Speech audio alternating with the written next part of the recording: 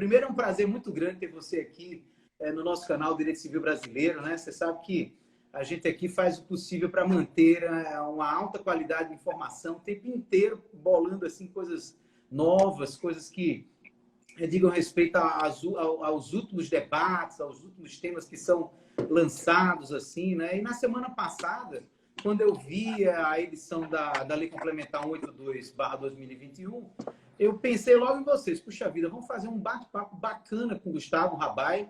E para quem não conhece, pessoal, Gustavo Rabai, primeiro eu preciso dizer que o Gustavo é uma pessoa que eu conheço há muitos anos, é meu colega na Faculdade de Direito aqui da nossa Universidade Federal da Paraíba, né? E o Gustavo tem também um professor e um advogado com alta preparação, alto nível de preparação, é doutor em Direito, Estado e Constituição pela Universidade de Brasília, pela nossa queridíssima UNB, né?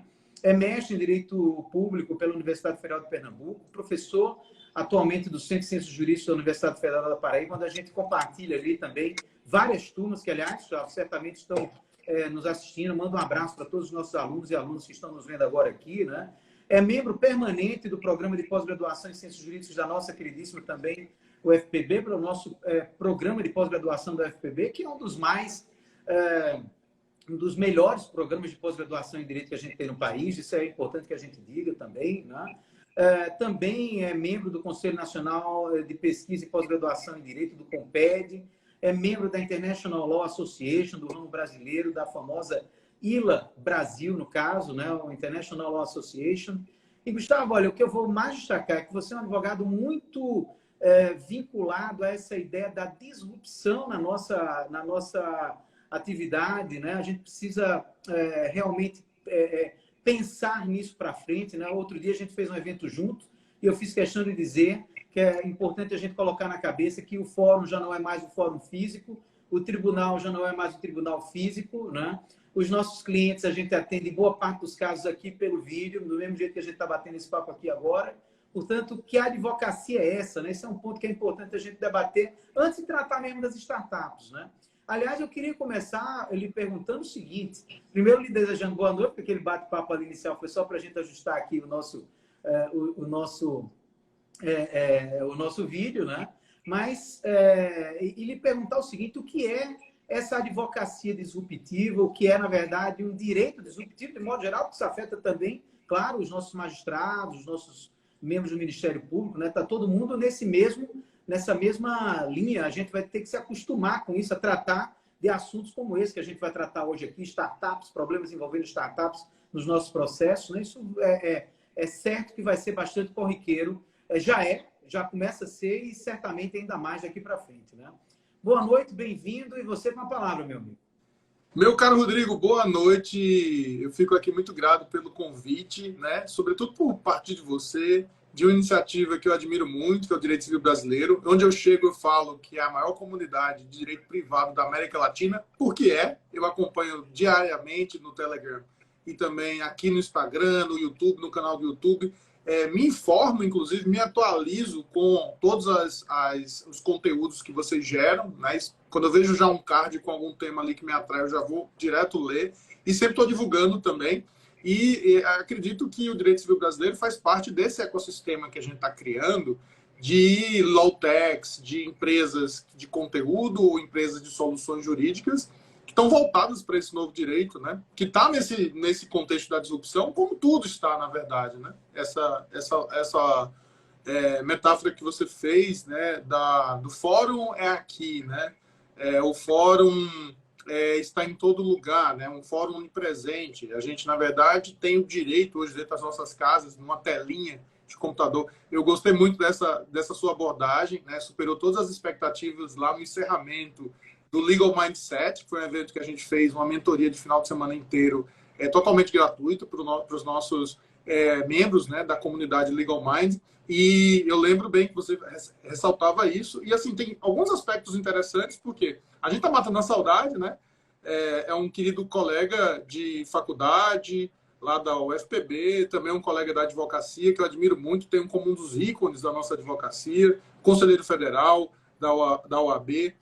Sempre que estou no Clubhouse, o Rodrigo também lá participava das salas, a gente tinha interações memoráveis. E esse mundo digital, por mais que a gente tenha aí a questão da compulsoriedade, né? Da gente ter que estar nesse meio digital, mas é muito bacana também porque ele reaproxima. Né? A gente antes tinha a possibilidade de fazer bancas presenciais, fazer eventos presenciais. Quantos eventos presenciais a gente fez, né? Mas que por conta da correria acabou que se tornou inviável. Eu não tinha mais condição de aceitar evento. Ano passado, por exemplo, até pouco antes da pandemia, eu tinha limpado a agenda porque não tinha condições mais. E aí a pandemia trouxe essa oportunidade da gente se reaproximar. Então, o advocacia digital ela tem muito mais a ver com a abundância do que com essa coisa do só tem tu, vai tu mesmo, né? Da escassez. Não existe escassez no mundo digital. Na verdade, o mundo digital é um mundo caracteristicamente de abundância. E o que acontece é que as questões jurídicas elas vão evoluindo. Eu sei que você é um professor que ainda nutre uma paixão por um ramo clássico ou pelos ramos do direito privado de um olhar clássico, que é louvável, também gosto bastante. Esses dias eu estava litigando contra o WhatsApp, Facebook, numa ação civil pública que a gente moveu por conta da atualização de políticas de privacidade, e o contexto do direito dos titulares de dados não passava apenas pela LGPD, que é um novo tema, mas passou também pelo conceito de coação, porque o consentimento forçado desse novo termo de uso, dessa nova política de privacidade, era um exemplo clássico de coação, está lá no Código Civil.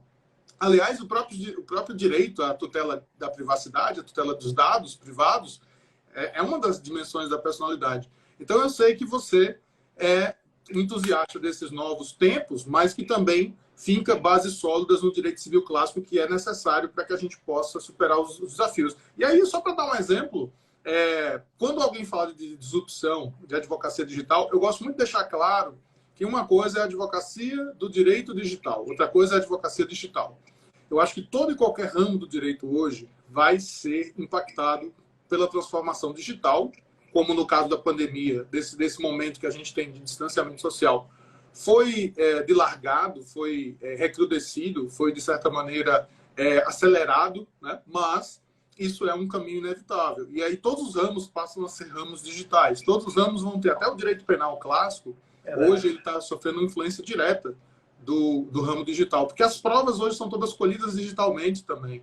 Seja num crime, sei lá, de crime contra a honra, seja em questões mais complexas de organização criminosa, que envolvam uma colaboração premiada, envolvam um acordo de não percepção penal, enfim, crimes ambientais, tudo passa pelo digital. Então, a gente tem que pensar que existe hoje a advocacia digital, existe o escritório digital, que é algo estimulado para que todos tenham mais presença digital e consigam tramitar seus processos, atender os clientes de forma remota, e tem a advocacia em direito digital, a advocacia em inovação.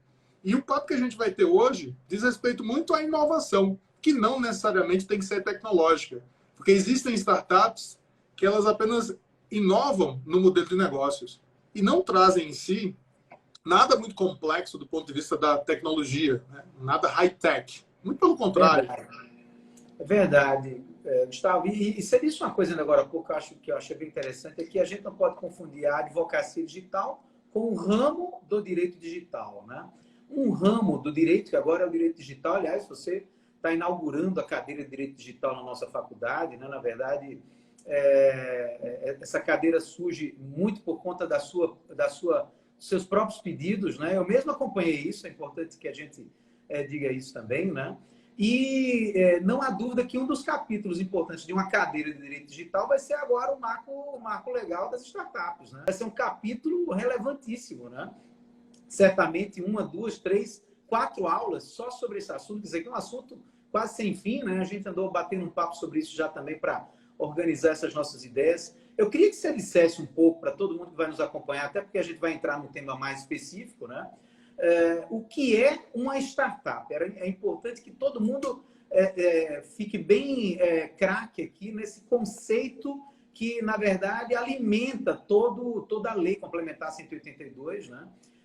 É muito importante isso. Antes da gente tratar do tema, eu quero deixar um abraço aqui para João Ricardo Coelho, que está nos acompanhando aqui, já mandou um abraço para a gente aqui também. Né? Para a Helena, que também está aqui conosco também. Pessoal, olha, muito obrigado por estar assistindo todos nós aqui. E, Gustavo, o que é uma startup? Né? É importante que todo mundo saiba o que é isso aí. Né? Então, muito legal. Bom, o conceito de startup no mundo dos negócios, ele é muito mais abrangente que essa definição legal trazida aí pela Lei Complementar 182. Que aí, diga-se de passagem, é o marco legal das startups e do empreendedorismo inovador. Esse termo eu acho que é muito interessante, porque, como eu falei, a inovação é a grande mola propulsora, então, da nova visão, da nova perspectiva, né, do mundo da disrupção. E ela engloba apenas as empresas e sociedades cooperativas que atuam nessa questão da inovação aplicada a produtos, serviços ou modelos de negócios e que tenham tido uma receita bruta de até 16 milhões no ano anterior, sendo que eles não podem ter mais de 10 anos de inscrição no CNPJ, até 10 anos de inscrição no CNPJ. Então, a gente está falando, de certa maneira, em companhias jovens. Só para vocês terem uma ideia, o Uber e o Airbnb completaram 10 anos recentemente, há cerca de 2 anos. Então, durante esse ciclo de vida, são ainda consideradas empresas jovens. O artigo 4º... Gustavo, vou te atrapalhar. Por que essa limitação de tempo? É porque exatamente existe uma percepção de que as startups elas têm uma capacidade de gerar negócio de forma muito exponencial, de escalar muito rápido, está dentro do próprio conceito mais amplo, né?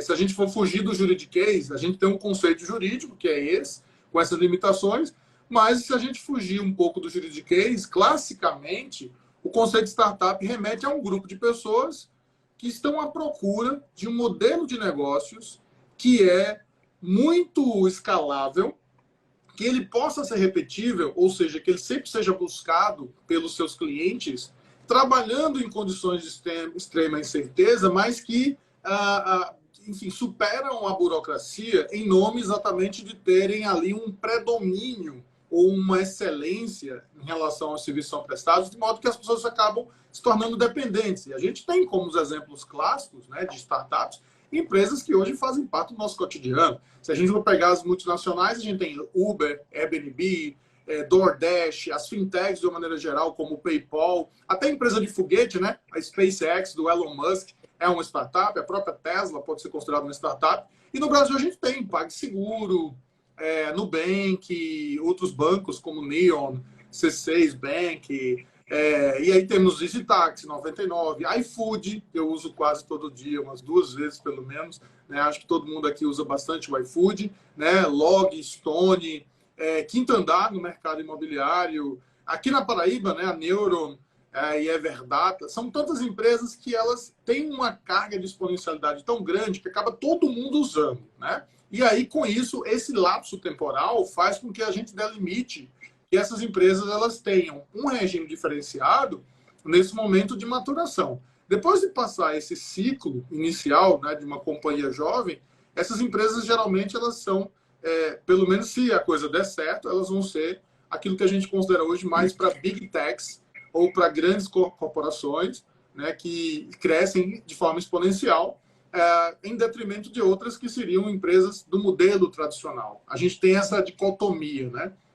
Muito interessante isso aí. Inclusive, essa distinção das startups para as big techs, né, que também é um ponto que é um ponto de transformação, né, ao longo do próprio histórico das empresas que têm essa característica. Agora, e por que a gente diz que as startups elas têm como características principais, uma das características principais, ou pelo menos 2 características principais, a repetibilidade e a escalabilidade? O que é esse modelo de negócio repetível e escalável? Por que se diz muito isso das startups? É exatamente isso. O que caracteriza as startups é a forma como elas geram valor. Elas geram valor através de um modelo de negócios que é único. Um modelo de negócios que ele tem um diferencial competitivo, um diferencial estratégico muito exacerbado. Ou seja, como ela transforma o trabalho em retorno, né? Ou seja, um investimento que é muito mais de cérebro, de corações e mentes engajados num projeto que vai dar mais acesso. E aí, com isso, vai superar alguns paradigmas clássicos, né? Você vê, por exemplo, hoje ninguém compra mais DVD ou CD, ou mesmo aluga, né? Isso não existe mais. Não existe mais locadora, nem venda de DVD e CD. O que temos hoje, nem também pirataria, né? Nem tampouco DVD do camelô. O que nós temos hoje são os streamings de vídeo.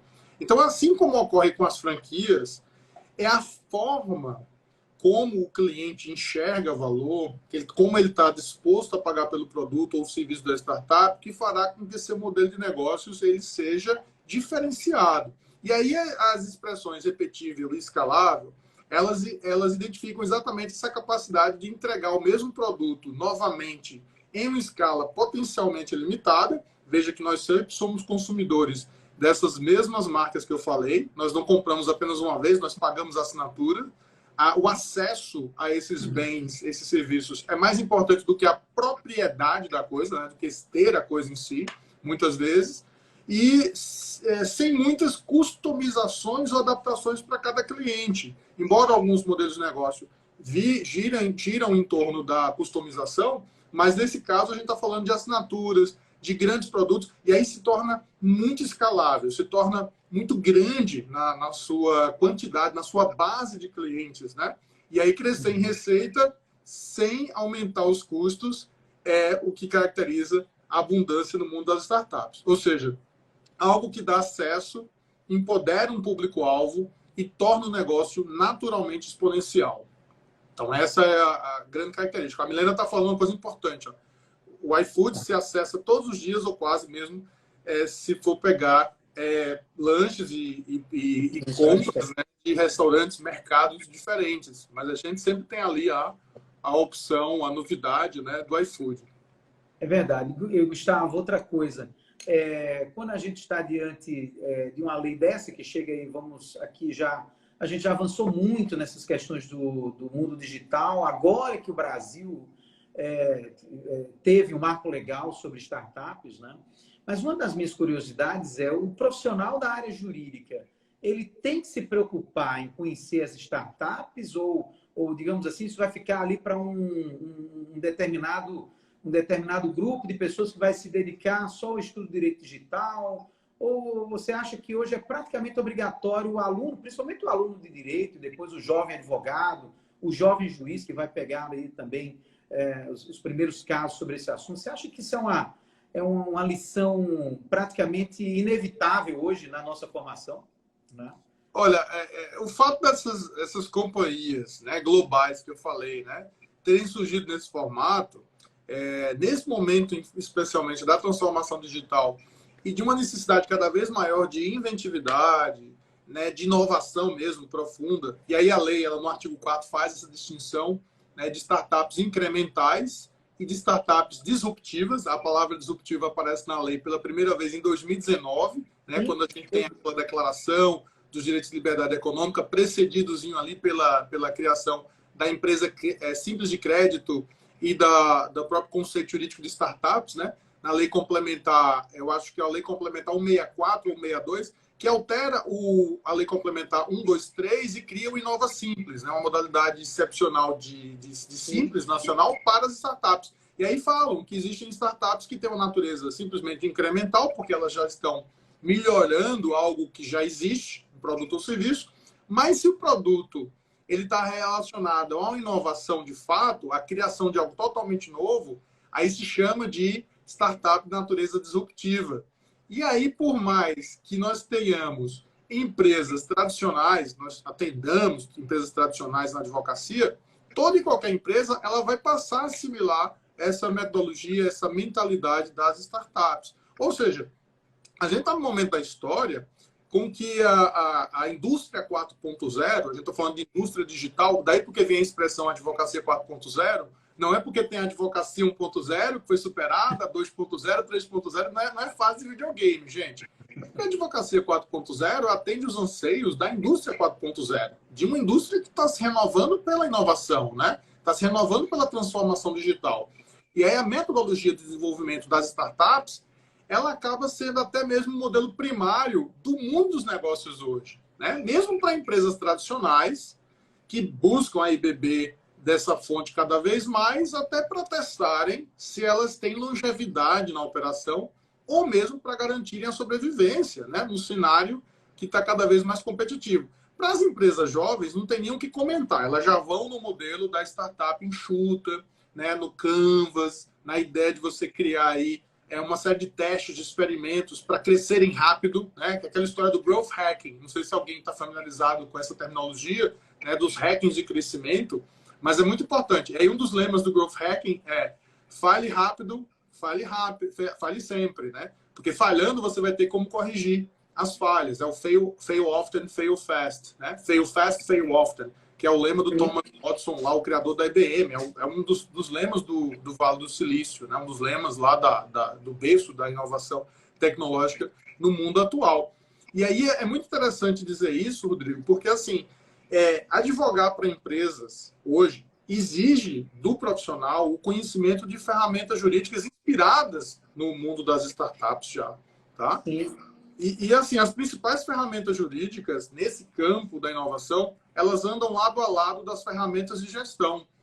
Independentemente do setor de atuação da empresa, o profissional da área jurídica ele precisa passar a entender os processos e a construção do negócio do cliente e trabalhar ativamente no seu crescimento.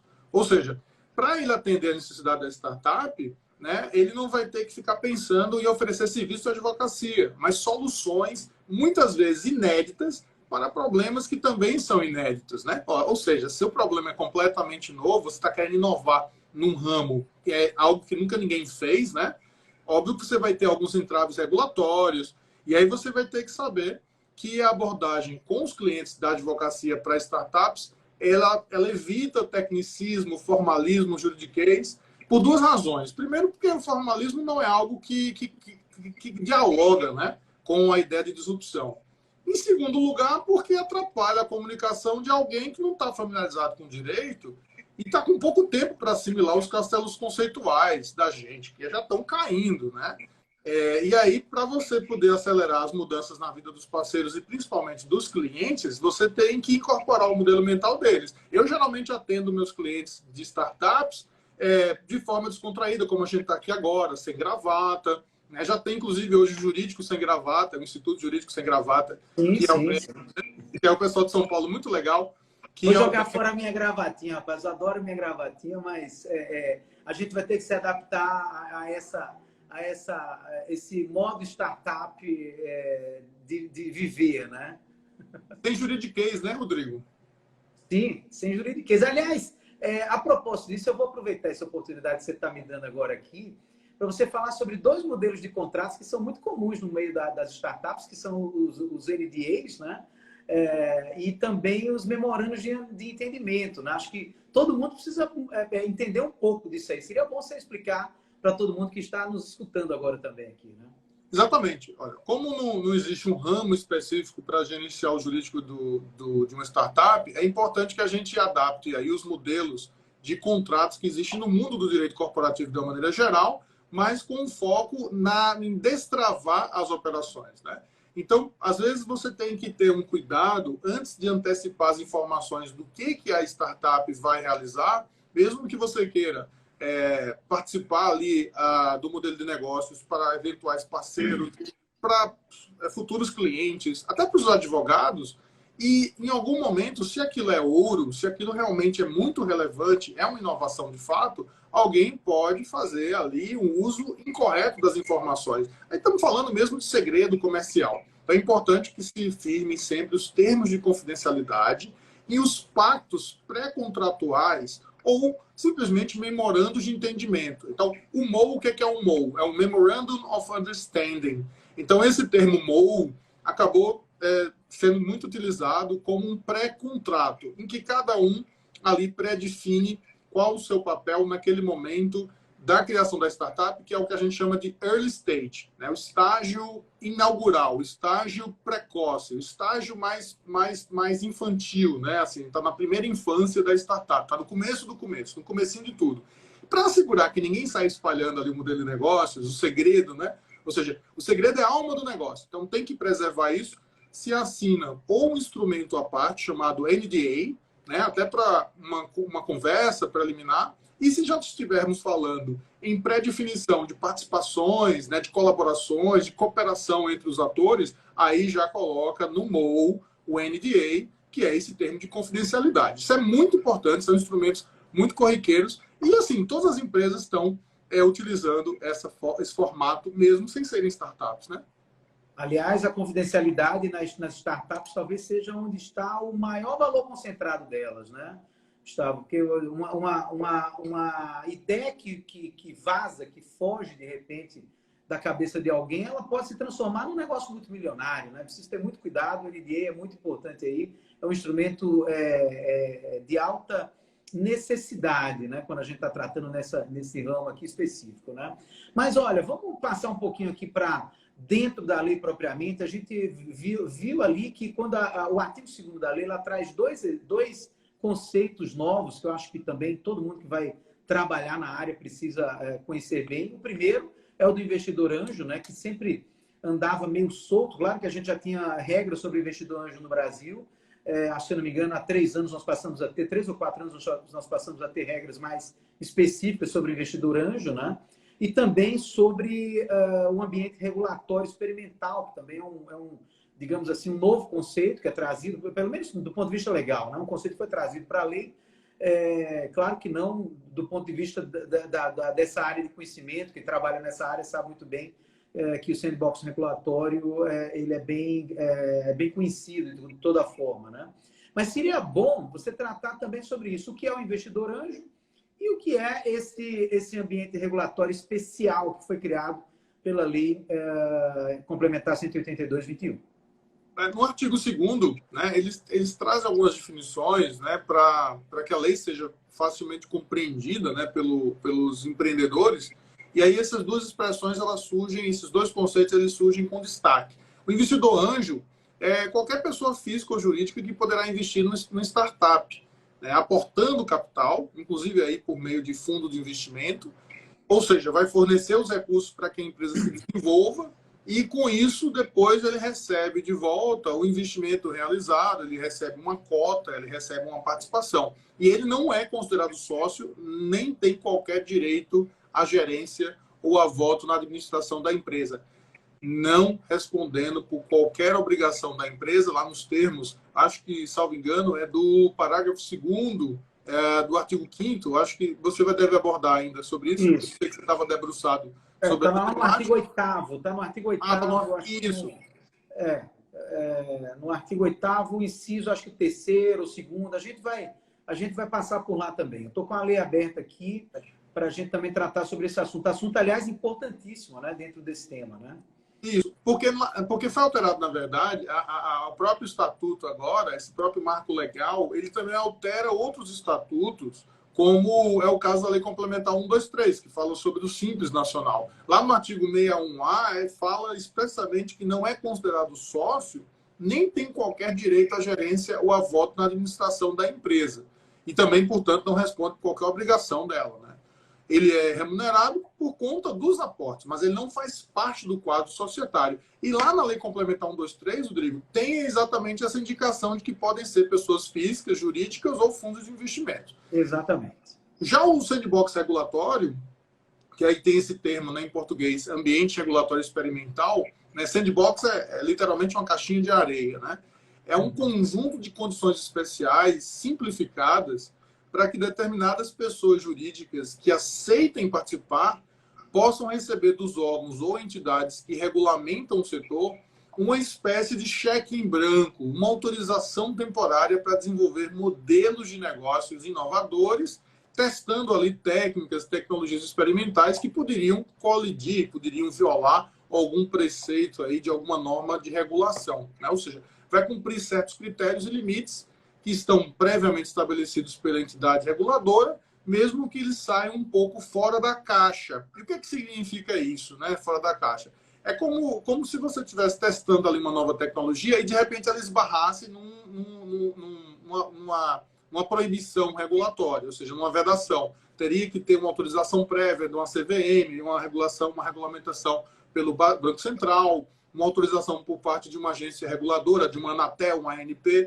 E aí o sandbox regulatório ele permite que haja uma autorização temporária dada pelo governo para que a startup teste a nova tecnologia que ela pretende implementar, né?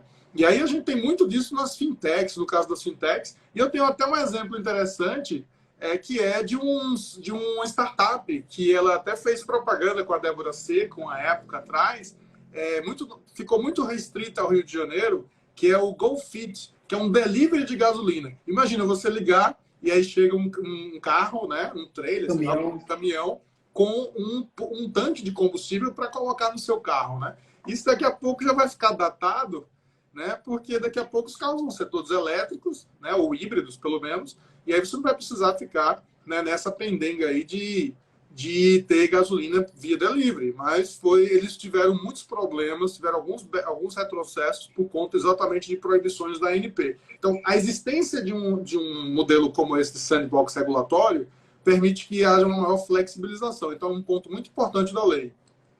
Sim, sem dúvida. Aliás, esse aspecto de novos investimentos experimentais, né, que antes a gente não tinha uma autorização legal expressa para isso, inclusive no próprio relacionamento com a administração pública. Isso aqui é um ponto também inovador dessa lei, né? E esse daqui, eu me debrucei sobre esse. A Rose está dizendo assim, como tem coisa para estudar. Elaine está desesperada. Gente, isso aqui tudinho que a gente preparou para vocês. Ó. Tem 16 páginas aqui de coisas. Quando chegar nessa parte, então... Aliás, nós vamos transformar isso aqui num artigo para todo mundo ler depois com calma também, né, Gustavo? Vamos ver se a gente faz isso, né? Desafio. Vai ser bacana, né? Transformar em fonte de estudo, além do próprio vídeo, que está ficando aqui também, que tem muita coisa boa já nesse vídeo aqui para todo mundo estudar, né? Aliás, nessa questão do investidor anjo, e voltando ao investidor anjo, a tendência da lei, pessoal, foi justamente fazer com que o investidor anjo tivesse segurança jurídica no investimento dele no Brasil, né? Vocês sabem que um dos grandes problemas ou desafios que enfrentam as startups é ter uma boa ideia, saber que tem que escalar, como o Gustavo explicou ainda agora há pouco, você só consegue chegar em algum lugar com a boa startup se você conseguir escalar, né? Mas para conseguir escalar, você precisa de investimento. E às vezes a pessoa tem boa ideia, mas não tem como investir, né? Tem muita gente que tem boas ideias sem o dinheiro suficiente para investir no negócio. E o investidor anjo, ele entra justamente nessa hora para facilitar o investimento, facilitar esses momentos iniciais aí da startup. Agora, seria muito bom também, Gustavo, que a gente passasse para uma outra fase aqui da nossa conversa, para mostrar para todo mundo que está nos acompanhando também, que vai nos assistir depois também, logicamente, que como é que as startups podem receber esses investimentos de acordo com o novo marco legal, né? A lei, ela também prevê algumas hipóteses de mecanismos de investimento. Seria bom a gente tratar desse assunto aqui também. Aliás, quando trata disso, ela também trata de alguns princípios. Eu acho que é bom a gente tratar dos princípios também que a própria lei levanta para dar uma noção também mais precisa aqui para todo mundo que está nos assistindo, né? Sim, perfeito, Rodrigo. Bom, em primeiro lugar, as startups elas poderão admitir aporte de capital por pessoa física e jurídica, e a pessoa que fizer os aportes poderá ou não participar do capital social da startup. Vai depender da modalidade de investimento escolhida por ela, né? Pelo investidor e também pelo próprio board, né? Quem administra a startup. Então, existe a possibilidade da pessoa investir na startup sem se tornar sócia da empresa, sem alterar o seu capital social, mas também existe a possibilidade de fazer o chamado mútuo conversível, né? Gerar debêntures conversíveis, a lei trata sobre isso, né? E aí a grande vantagem para a empresa é que, por exemplo, se há um aporte do investidor anjo, essa quantia investida não integrará o capital social da empresa e não vai ser considerada como receita da sociedade. Então, assim, em termos fiscais, a gente ainda está com uma luta, né, para incluir as chamadas sociedades anônimas simplificadas no Simples Nacional. Elas estão nesse regime do Inova Simples, que é um pouco diferente. E aí a gente tem, obviamente, uma nota distintiva que faz com que não seja, às vezes, tão interessante você declarar tudo. E aí tem a outra opção, ou seja, ou você fica no Inova Simples, ou você vai para lucro real, né? E aí fica bem mais complicado. Mas, em geral, a lei ela trouxe muita inovação. Ela trouxe alguns pontos que talvez hoje os empreendedores estejam se queixando, que não foram contemplados, né? Que não foram bem abordados, mas em termos de princípios, ela cria até mesmo uma possibilidade de nós estarmos elevando a consciência das startups para que a gente pense hoje em internacionalização das empresas privadas nacionais. Ou seja, as nossas pequenas companhias que são jovens, né, startups, são empresas jovens, elas podem, inclusive, já sonhar hoje com uma perspectiva de internacionalização, né? Ou seja, hoje existe essa ideia de que tem que ser estimulada, a gente tem que estimular o ambiente de inovação. Inclusive, a lei deixa claro que a administração pública tem que incentivar, e são dos princípios que estão ali bem caracterizados, né? Então, vai haver aqui talvez uma mudança de signos em relação, pelo menos, ao tipo, né, de empresa que a gente está tratando quando a gente fala de startup. Antigamente, startup era vista como empresa de nerd, é aquela empresa, né, que é feita de uma forma meio bagunçada, né, por conta da ideia de cenário de extrema incerteza, e porque você vê que são pessoas muito jovens, estão querendo mudar o mundo, pensando, né, nessas expressões disrupção, exponencialidade, e não. A legislação está deixando claro que isso aqui é uma oportunidade concreta de deixar o Brasil aí no cenário mais competitivo, né? Então, eu acho que essa ideia de você permitir, por exemplo, que pessoas comuns, ao invés de ficarem investindo, talvez, em mercado de capitais, investindo na B3, ou como alguns amigos meus, né, ficam arriscando as criptomoedas, é uma forma também da empresa, das pessoas investirem em outras empresas que elas, de alguma maneira, controlam os rumos. E aí, me corrija se eu estiver errado, talvez ela não tenha avançado tanto porque não trouxe essa questão das stock options, né, da opção de ações, para que os próprios funcionários, os próprios colaboradores da startup pudessem, né? Uma das críticas, né, que se tem, né? É uma das maiores críticas, né, que tem, né? Exatamente. Eu acho que talvez por isso, talvez não tenha sido tão bem assim acabado o projeto, né? Até porque foram retiradas algumas coisas no Senado. Então, quando a gente está falando de pensar assim, né, no impacto dessa legislação, ele tem um impacto conceitual, tá? Mas eu não vejo assim como simples, como palavras ao vento. Eu acho que a lei traz muitas ferramentas. E assim, entre os princípios, né, ou os principais objetivos que ela demonstra, exatamente diretrizes para a atuação de toda a administração pública em todos os níveis. E aí a lei é bem clara nesse sentido. A União, os estados, o Distrito Federal, os municípios têm que passar a enxergar as startups agora como oportunidades, não somente para os próprios colaboradores dela, os próprios idealizadores, mas para a sociedade. E com isso apresentar medidas para incentivar o empreendedorismo inovador. Tanto é que ficou conhecida como marco legal das startups e do empreendedorismo inovador. Tá? E aí, mais uma vez, esse apelo aí, talvez a parte mais interessante da lei seja aquela parte final que fala sobre licitação e contratação de soluções inovadoras pela administração pública. Esse tema daí, a gente pode até entrar, Rodrigo, mas dá para fazer outra live só sobre isso. Viu? Sem dúvida nenhuma.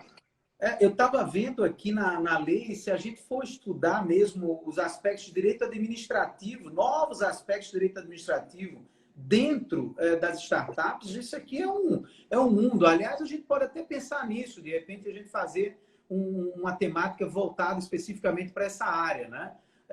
O relacionamento das startups com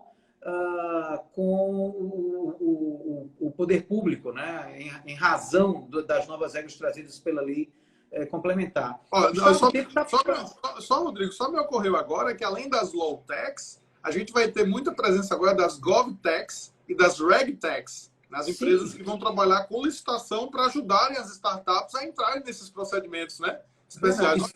Quanta oportunidade essa lei está trazendo? Expressamente autorizada por esta lei, né? É a primeira vez que o Brasil tem uma autorização expressa da lei para isso, né? O próprio poder público poder investir, né? Naquele momento inicial ali dessas empresas inovadoras, né? Esse recado é muito importante, Rodrigo, porque veja só, é aquela história. O Estado está dizendo: nós vamos priorizar, nós vamos incentivar a contratação pela administração pública das startups para solucionarem problemas, né, que nós temos na administração pública. Então, se o Estado tem que incentivar, imagina nós, né?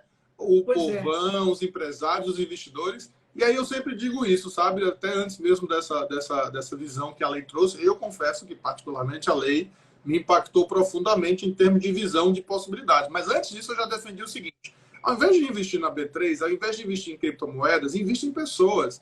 Porque qualquer empresa, de qualquer ramo, de qualquer porte, é feita por pessoas. Mas a startup é algo que você pode exatamente começar ali no início, vendo como surgiu a ideia, sendo aquela pessoa que vai ser... Eu trabalho com compliance, geralmente o pessoal diz que compliance é o roda presa, né?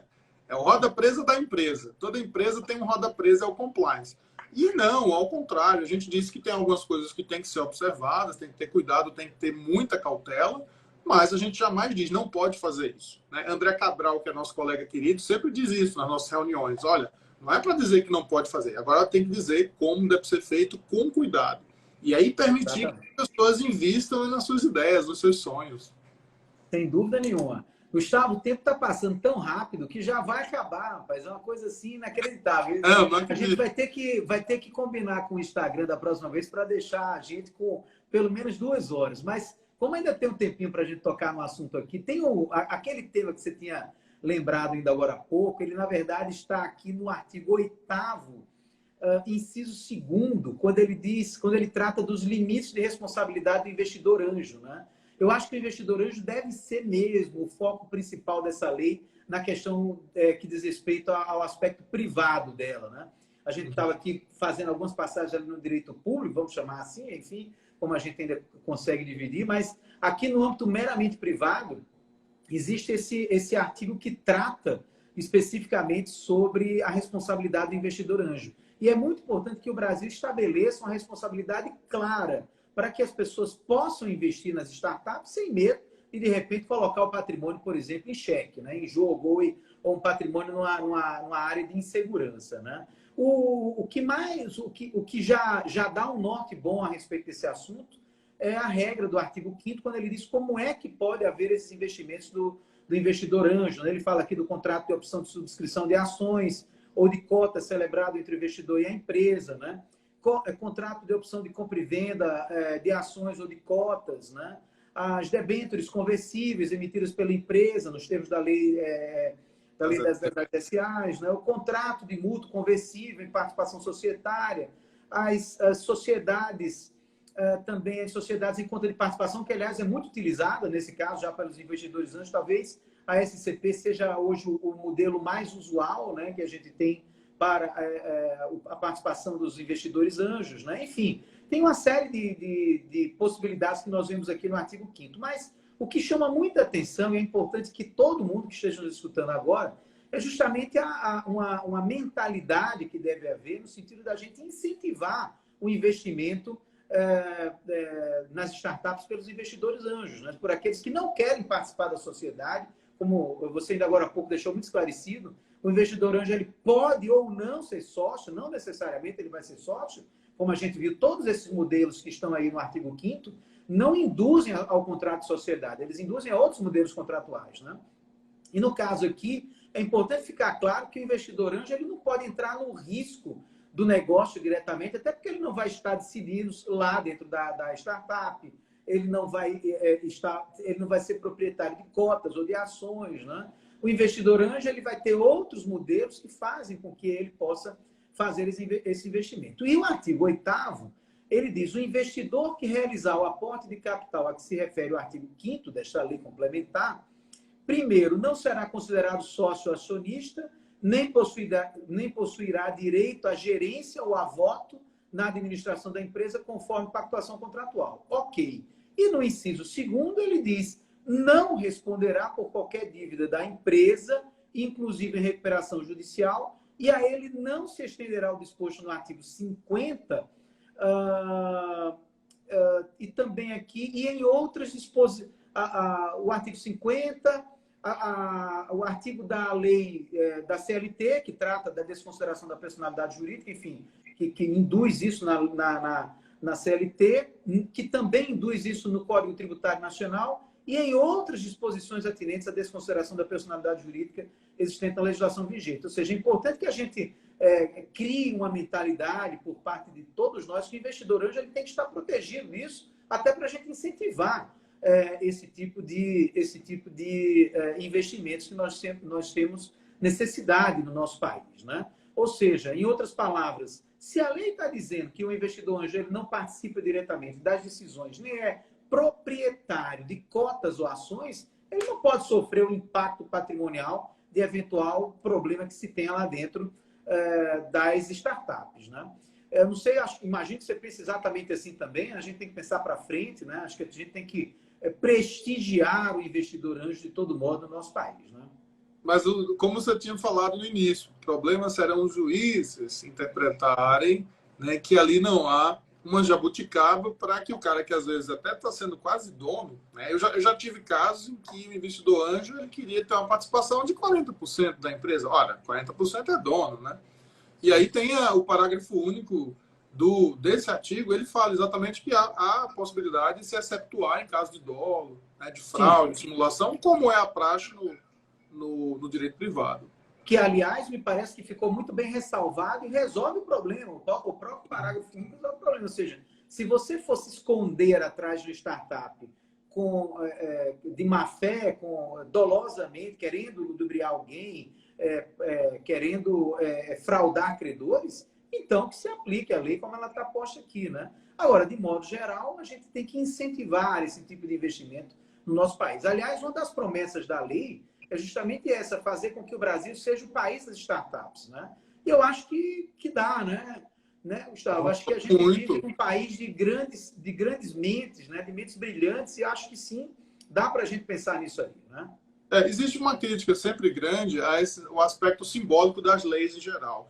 Mas eu sou favorável ao simbolismo. Eu gosto do simbolismo. Eu acho que é importante. Se está declarando que o Estado vai incentivar, a gente vai ver agora, né, com a nova lei de licitações e com o ecossistema, com a ideia agora de apelo ao ecossistema, né, que o próprio marco legal, a própria lei das startups está trazendo. A gente vai ver na prática se isso vai acontecer. Mas eu acho que o fato de você declarar isso, você decretar isso numa legislação, de você ter outras leis que convergem, olha, não é um trabalho tão fácil assim, né?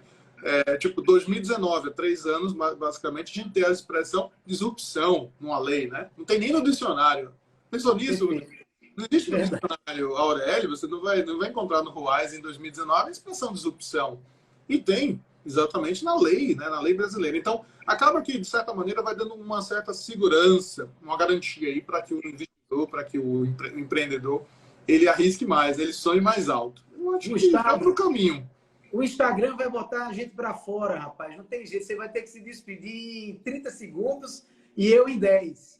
Não, vamos falar. O pessoal perguntou aqui sobre a lei, né? Que fala sobre licitações, sobre incentivo. Acho que dá tempo da gente falar um pouquinho ainda, tá? Se o Instagram não derrubar... pessoal, basicamente a lei trouxe 4 artigos tratando sobre a contratação pela administração pública de soluções inovadoras. Então, esse é um ponto que merece muita atenção. É um ponto que eu estou estudando. Estou fazendo aqui um resumo aqui. Rodrigo me provocou com esse tema. E eu fui estudar, Rodrigo, e fui ler a lei, imprimi ela, fiquei sublinhando, riscando. Então, vou trazer para vocês assim, um resumo da ópera. A primeira questão é o artigo 12. Ele fala que as licitações dos contratos a que se refere esse capítulo têm por finalidade, aí eu vou ler aqui textualmente, resolver demandas públicas que exijam solução inovadora com emprego de tecnologia e promover a inovação no setor produtivo por meio do uso do poder de compra do Estado. O recado está dado, amigos. Ou seja, qualquer dos poderes, em qualquer nível político-administrativo, pode fazer uso de quê? De um procedimento licitatório que vai se louvar de uma espécie de competição, né? Vai ser uma espécie de evento mesmo, de certame, para que as empresas que apresentarem soluções para desafios tecnológicos demonstrem que têm mais maturidade para superar esse desafio. Ou seja, olha os critérios que são interessantes trazidos pela lei. Os critérios são, basicamente, não tem muito que considerar a questão do menor preço, mas sim o potencial de resolução do problema pela solução proposta, e se for o caso de provável economia para a administração pública. Então, estou mostrando que antes como se fazia, e agora com a minha solução, vai se economizar muito ao longo dos anos, me parece que é um atendimento expresso ao princípio da eficiência. 2, o grau de desenvolvimento da solução proposta. 3, a viabilidade e a maturidade do modelo de negócio da solução. Então, vai se estudar aí, né, qual é o modelo de negócio apresentado pela startup. A viabilidade econômica da proposta, considerados os recursos financeiros disponíveis para a celebração dos contratos, ou seja, o budget, né, o orçamento para executar, e a demonstração comparativa do custo-benefício, que é exatamente o que eu acabei de falar, né? o que vai existir depois que foi implementado ali a solução. E é uma coisa bem interessante, porque a lei fala especificamente na possibilidade de se criar uma banca avaliadora composta aí por especialistas nos temas. Dos 3 especialistas sobre aquela área que vai ser inovada, né, vai ser tocada pela inovação, a gente vai ter sempre um servidor público que pertença ao órgão ou aos órgãos que vão ser beneficiados diretamente com a superação tecnológica, né, com a inovação tecnológica, e um professor de uma instituição federal de ensino superior, né, uma universidade pública, um instituto federal técnico, que seja também daquele campo. Então, vai gerar aí uma possibilidade de muito avanço. E mais na frente eles falam também de uma modalidade totalmente nova, que é o contrato público para soluções inovadoras, que aí pode haver a continuidade dessa implementação das soluções, né, de uma forma mais longeva. E aí vai se exigir que seja feita uma matriz de risco, algumas questões relacionadas à propriedade intelectual, uma remuneração diferenciada. Aí são inúmeros aspectos que realmente a gente vai ter que abordar em outro momento, porque é riquíssima a legislação e a forma como os recursos vão ser captados. Eu acredito que a intenção do legislador aqui e do governo federal em manter os termos, não alterar tanta coisa, é exatamente viabilizar agora um novo modelo de fornecimento de serviços por empresas jovens, por empresas que são eficientes, né? E, enfim, economizar, né? Acho que a ideia basicamente vai ser essa, assim, ter mais sobriedade, né? Ter mais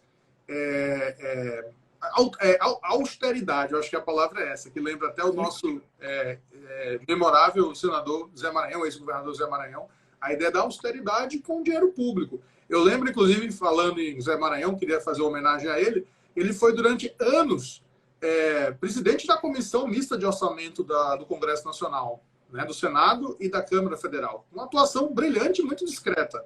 Então, o que a gente está falando aqui é ter cuidado com o dinheiro público, buscando soluções de empresas comprometidas com o progresso tecnológico, né, mas que estão ali sendo avaliadas de forma criteriosa por pessoas que são experts naquele assunto ali que se propõe a inovação. Então, acho que foi um ganho extraordinário. Eu realmente estou bem otimista em relação a esse ponto da lei, em relação aos contratos públicos. Eu acho que um dos grandes avanços, inclusive, é justamente esse, Gustavo, é fazer com que haja um próprio reconhecimento do setor público. Você ainda agora há pouco tocou nesse assunto, né? Você veja, se o setor público está querendo incentivar as startups, imagine nós aqui que estamos vivendo do setor privado e temos muito mais liberdade para assim fazer, né? Olha o Zé, cara. Para mim, me parece que essa linguagem que foi passada pela lei, ela é muito importante para todos nós, inclusive para o jovem advogado, para quem está agora entrando no mercado, né? Para ver que aqui há também um nicho muito forte, que é tratar desses aspectos relacionados à inovação dentro do próprio serviço público, né? Ou do setor, no relacionamento com o setor público, não no serviço público estrito sensu, mas no relacionamento com o setor público, né? Isso é muito bom, muito bacana, é mais digamos assim, uma inovação relevante trazida pela lei, né? Gustavo, olha, infelizmente o tempo acabou mesmo, né? Eu vou deixar você com a palavra para você dar o seu tchau aí. Inclusive, lembrando do Legal Mindset, né? A gente não pode deixar de lembrar isso para o pessoal, hein? Acessem aí, @LegalMindset, o 7 é 7, em inglês aí, não esqueçam disso aí. Depois, Gustavo, se puder escrever aí, deixa aí dito aí, porque eu sou meio ruim para escrever aqui quando eu estou falando. Eu sou meio ruim de fazer as duas coisas ao mesmo tempo. Mas daqui a pouco, quando você for falar, eu vou tentar colocar aqui. Mas não esqueçam, @LegalMind7. E aí vocês vão poder acessar lá muita coisa bacana que o professor Gustavo Rabai desenvolve junto com os nossos amigos André Cabral e Cláudio Quila, duas grandes figuraças também aqui do direito digital, né? Gustavo, você com a palavra para o encerramento, né? Vamos lá, grande responsabilidade. Bom, só queria agradecer mais uma vez o convite, foi uma oportunidade incrível, né, de matar a saudade do meu amigo Rodrigo. A gente antes tinha essa convivência na universidade, na advocacia, né? E como eu falei no início da live, pessoal, quando eu comecei a circular pelo Brasil, todo canto que eu chegava, era a primeira coisa que perguntavam: você é lá da Paraíba? Ah, tem um grande amigo que é o Rodrigo Toscano, um grande nome do direito civil, do direito privado. Então, assim, meio que eu chegava com as portas abertas quando eu dizia que eu era amigo de Rodrigo Toscano. Então, tem que aqui fazer uma homenagem também a esse padrinho, né, que a gente tem. A ele, como Marcílio Franca, Luciano Maia, tantas pessoas aí queridas que são nossos ícones. Arisson Tagino, que estava fazendo uma live. Começou a live agora há pouco, né? Houve um choque de horário, ele teve que antecipar a live dele com o Cacai, que é outro amigo. E dizer que estamos aí, Legal Mind, Compliance Academy, são duas iniciativas paraibanas, né, genuinamente paraibanas, dentro desse ecossistema de inovação. A gente vive e respira inovação, seja em compliance, em LGPD, no campo hoje, né, do direito corporativo, que está se renovando, e graças aí também a exatamente esse ecossistema de startups, né? A gente tem não somente no campo da tecnologia, no campo dos serviços, mas também no próprio campo do direito, né? A gente tem as law techs ou as legal techs que estão bombando. E eu vejo o direito civil brasileiro, a comunidade que é capitaneada pelo Rodrigo, como a maior comunidade de direito privado da América Latina, caminhando em breve para esse formato, né, de uma grande startup ou de uma grande law tech de conteúdo, né, que concentra o melhor do conteúdo do direito privado no Brasil. E a gente tem aqui, na Paraíba, algumas empresas, como a Neuron, que é uma empresa de tecnologia, de inteligência artificial, e também a Everdata, que é uma empresa de blockchain, convergindo para esse ecossistema para exatamente facilitar a vida dos profissionais do direito, tá? E especificamente com relação a esse ponto que a gente vai ficar devendo já uma parte 2, que é a questão dos contratos públicos, das licitações públicas envolvendo startups, a gente sabe que também as GovTechs e as RegTechs, as empresas que vão criar soluções para governo e criar soluções também regulatórias, né, para extrair entraves regulatórios, elas vão expandir bastante. Eu acho que a gente está no comecinho da história, Rodrigo, e eu tenho certeza que a gente vai lembrar com muito carinho dessa data de hoje, dessa nossa interlocução, porque ela vai gerar mais do que um artigo. Ela vai gerar muitos frutos. E se brincar, vai ter gente querendo lançar livro com a gente, viu?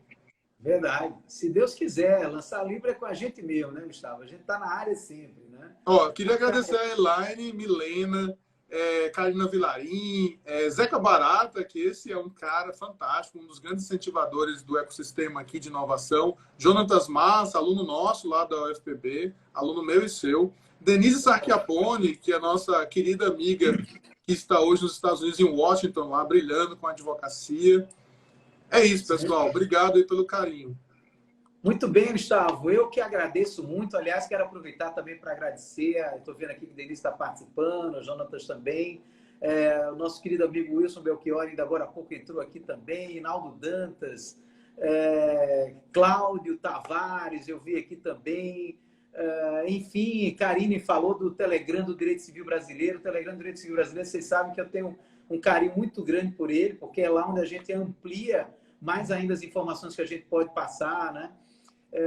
Então, assim, eu não consegui lembrar aqui de todo mundo. Eu vi que a Osiane também participou aqui ativamente da nossa live, todos os nossos alunos, ex-alunos, enfim. Que gostaria muito de agradecer a todos vocês, a vocês que nos assistiram agora, ao vivo, e a todos que vão nos assistir aí depois, certamente, ao longo do tempo, né? Um abraço muito grande, pessoal, e até a próxima, se Deus quiser. Tchau, tchau, Gustavo.